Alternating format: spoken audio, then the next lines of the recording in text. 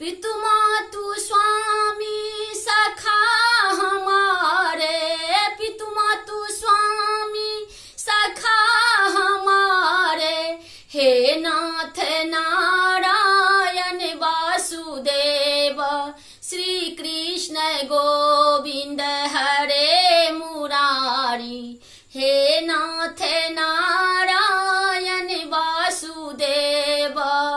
बंदी ग्रह के तुम अवतारी, कहीं जन्मे कहीं पले मुरारी, कहीं जन्मे कहीं पले मुरारी। किसी के जाए किसी के कहाए, है अद्भुत सब बात तिहारी, है अद्भुत सब बात तिहारी। गोकुल में चमके मथुरा के तारे, हे नाथ नारायण वासुदेव, श्री कृष्ण गोविंद हरे मुरारी, हे नाथ नारायण वासुदेव। पितु मातु स्वामी सखा हमारे, हे नाथ नारायण वासुदेव।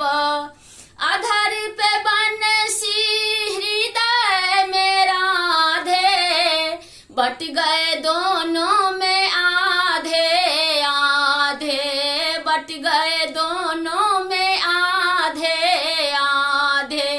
हे राधा नागर हे भक्त वत्सल, सदैव भक्तों के काम साधे।